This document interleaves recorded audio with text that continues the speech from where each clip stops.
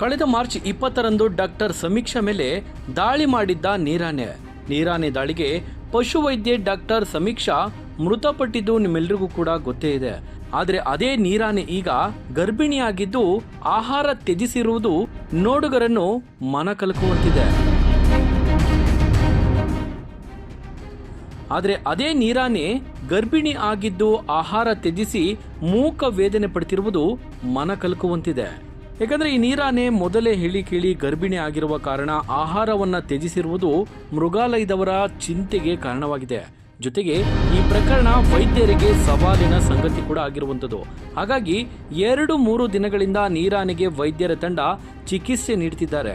ಬನ್ನರ್ಘಟ್ಟ ಮತ್ತು ಮೈಸೂರು ಝೂನಿಂದ ಆಗಮಿಸಿರುವ ವೈದ್ಯರ ವಿಶೇಷ ತಂಡ ಚಿಕಿತ್ಸೆ ನೀಡುತ್ತಿದ್ದಾರೆ. ಈ ಕುರಿತು ವೈದ್ಯರು ಏನು ಹೇಳಿದ್ರು ತೋರಿಸ್ತೀವಿ ನೋಡಿ.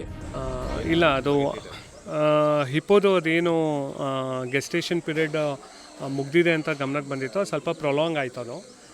ಅದಕ್ಕೆ ಡಿಲಿವರಿಗೆ ಪಾಶ್ಚರೇಷನ್ ಅಂತ ಅಂತಾರೆ. ಅದು ಸ್ವಲ್ಪ ಡಿಲೇ ಆಗಿರೋ ಕಾರಣ ನಾವು ZAKಗೆ ಕನೆಕ್ಟ್ ಮಾಡಿದಾಗ ಒಂದು ಸೆಟ್ ಆಫ್ ಡಾಕ್ಟರ್ಸ್ನ ನಮಗೆ ಅದಿಂದು ಹೆಲ್ತ್ ಡಯಾಗ್ನೋಸಿಸ್, ಯಾಕಂದರೆ ನೆಕ್ಸ್ಟು ಲೆವೆಲ್ ಆಫ್ ಟ್ರೀಟ್ಮೆಂಟ್ ಏನಿರಬೇಕು ಅಂತ ಕಂಡುಹಿಡಿಯೋಕ್ಕೆ ಮೊದಲು ಫಸ್ಟು ಡಯಾಗ್ನೋಸಿಸ್ ಮಾಡಬೇಕಾಗತ್ತೆ. ಅದಕ್ಕೆ ನಿನ್ನೆ ಅದೊಂದು ಪ್ರೊಸೀಜರ್ನ ನಾವು ಮಾಡಿದ್ವಿ. Experienced wild life vets Bannerghatta ಮತ್ತು ಮೈಸೂರು ಝೂಯಿಂದ ಅದಿಂದು ಸ್ಯಾಂಪಲ್ ಕಲೆಕ್ಷನ್, ಬ್ಲಡ್ ಇರ್ಬೋದು ಮತ್ತು ಬೇರೆ ಬಾಡಿಲಿ ಫ್ಲೂಯಿಡ್ಸ್ನ ಕಲೆಕ್ಟ್ ಮಾಡಿ ಅದು ಟೆಸ್ಟಿಂಗಿಗೆ ತೊಗೊಂಡೋಗಿದ್ದಾರೆ. ಸೊ ಅದು ಟೆಸ್ಟಿಂಗ್ ರಿಪೋರ್ಟ್ಸ್ ಮೇಲೆ ಅವರು ನೆಕ್ಸ್ಟ್ ಕೋರ್ಸ್ ಆಫ್ ಆ್ಯಕ್ಷನ್ ಏನಿದೆ ಅದಕ್ಕೆ ನೆಸಸರಿ ಟ್ರೀಟ್ಮೆಂಟ್ ಏನು ಬೇಕಾಗತ್ತೆ ಅನ್ನೋದು ಪ್ರಿಸ್ಕ್ರೈಬ್ ಮಾಡ್ತಾರೆ.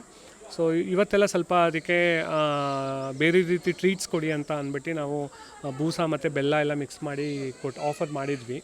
ಡಾಕ್ಟರ್ ತಿಳಿಸ್ದಂಗೆ ಅದು ಅಂಶಿಣಿ ಸ್ವಲ್ಪ ಎಕ್ಸೆಪ್ಟ್ ಮಾಡ್ಕೊಂಡಿದೆ. ಸೊ ಮುಂದಿನ ದಿನಗಳಲ್ಲಿ ಏನು ಟ್ರೀಟ್ಮೆಂಟ್ ಇದೆ ಅನ್ನೋದು ಅವ್ರು ಏನು ತಿಳಿಸ್ಕೊಡ್ತಾರೆ ಆದಮೇಲೆ ನಾವು ಅವಳ ಟ್ರೀಟ್ಮೆಂಟ್ನ ನಾವು ಮುಂದೆ ತೊಗೊಂಡೋಗ್ತೀವಿ. ಅದೇನಾಗುತ್ತೆ ಅಂತ ಅಂದರೆ ಅದು ಅಲ್ಟ್ರಾಸೌಂಡು ಇನ್ಸ್ಟ್ರೂಮೆಂಟ್ ಏನು ತಂದಿದ್ರು ಅದಿಂದು ಸ್ಕಿನ್ ಥಿಕ್ನೆಸ್ ಎಲ್ಲ ತುಂಬ ದಪ್ಪ ಇರುತ್ತೆ ಹಿಪ್ಪೋದೆಲ್ಲ. ಸೊ ಅದು ನೆಸಸರಿ ರೀಡಿಂಗ್ಸ್ ಎಲ್ಲ ನಮಗೆ ಅಲ್ಟ್ರಾಸೌಂಡಿಂದ ಗೊತ್ತಾಗಲಿಲ್ಲ. ಅದಕ್ಕೆ ಸ್ಯಾಂಪಲ್ಸ್ ಎಲ್ಲ ಕಲೆಕ್ಟ್ ಮಾಡ್ಕೊಂಡಿದ್ದಾರೆ. ಬ್ಲಡ್ ಮತ್ತು ಬೇರೆ ಬಾಡಿ ಫ್ಲೂಯಿಡ್ಸ್ ಎಲ್ಲ ಸ್ಯಾಂಪಲ್ಸ್ ಕಲೆಕ್ಟ್ ಮಾಡ್ಕೊಂಡಿದ್ದಾರೆ.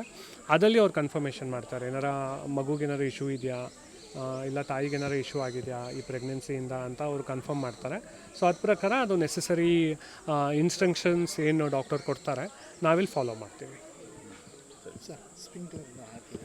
ಓಕೆ, ಈಗ ಸರ್ ಇದು ಮರಿ ಹೇಗೆ ತೆಗಿತೀರಾ ಹೊರಗಡೆ? ಅದು ಡೆತ್ ಆಗಿದೆ ಅಂತ ಅದೇ ಅದು ಏನಾಗುತ್ತೆ ಅಂತ ಅಂದರೆ ಅದು ನೆಸಸರಿ ಅವ್ರು ಹೇಳಿದ ಪ್ರಕಾರ ಅವರು ಪ್ರಿಸ್ಕ್ರೈಬ್ ಮಾಡ್ತಾರೆ ಅಂತ. ಅದು ನೆಸಸರಿ ಮೆಡಿಕೇಷನ್ಸಿಂದ ಅದು ಕ್ಲೀನಿಂಗ್ ಪ್ರೋಸೆಸ್ನ ಅದು ತಾಂತಾನೆ ಬಾಡಿ ಮಾಡ್ಕೊಳುತ್ತೆ ಅಂತ ತಿಳಿಸಿದ್ದಾರೆ. ಅದು ನನಗೂ ಗೊತ್ತಿಲ್ಲ, ಬಟ್ ಅವ್ರು ಹೇಳಿದ್ದೇನು ಅಂತ ಅಂದರೆ ಆ ಪ್ರೋಸೆಸ್ ಹಂಗಿದೆ ಅಂತ.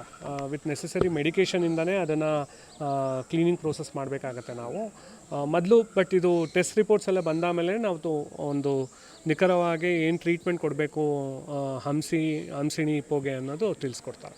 ಸರ್, ಈಗ ಇದು ಈ ನೀರಾನೆ ಇನ್ನೂ ಎಷ್ಟು ಮರಿ ಆಗ್ಬೋದು ನೆಕ್ಸ್ಟ್ ಇನ್ ಫ್ಯೂಚರ್? ಇದು ಮೂರನೇದು ಸರ್. ಇದು ಮೂರನೇದು. ಇದು ನಮ್ಮ ಝೂಗೆ ಬಂದಾದಮೇಲೆ ಅದು ಮೂರನೇದಿದೆ. ಇದು ಅಲ್ಲ, ಇದು ಗೊತ್ತಿಲ್ಲ ನನಗೆ. ಹಿಂದೆದು 2 ಮರಿ ಹಾಕಿತ್ತದು. ಸೊ ಫಸ್ಟ್ ಮರಿ ಸ್ವಲ್ಪ ಮೇಲ್ ಅಗ್ರೆಷನಿಂದ ಅದು ತೀರ್ಕೊಂತು. ಸೊ ಅದು ನ್ಯಾಚುರಲಲ್ಲೂ ಅದಾಗತ್ತೆ. ಸೊ ಮರಿ ಬಂದಾಗ ಮೇಲ್ ಅಗ್ರೆಷನ್ ತುಂಬ ಜಾಸ್ತಿ ಇರುತ್ತೆ ಮರಿ ಮೇಲೆ. ಆಮೇಲೆ ಸೆಕೆಂಡ್ ಟೈಮ್ ನಾವು ಸಪ್ರೇಟ್ ಮಾಡಿದ್ವಿ ಮೇಲ್ ಮತ್ತು ಫೀಮೇಲ್ನ. ಸೊ ಅದು ಮರಿ ಹಾಕಮೇಲೆ ಅದೇನೋ ಡ್ರೌನಿಂಗಿಂದ ಮತ್ತು ಸ್ವಲ್ಪ ಇಶ್ಯೂಸಿಂದ ಸತ್ತೋಗಿತ್ತು ಅಂತ ನಮಗೆ ಗಮನಕ್ಕೆ ಬಂದಿತ್ತು. ಸೊ ಈ ಸಲ ನೋಡಬೇಕದು ಏನು ರಿಪೋರ್ಟ್ಸ್ ಏನು ಬರುತ್ತೆ ಅದ ಮೇಲೆ ನಾವು ಡಿಸಿಷನ್ ತೊಗೊಬೇಕಾಗತ್ತೆ.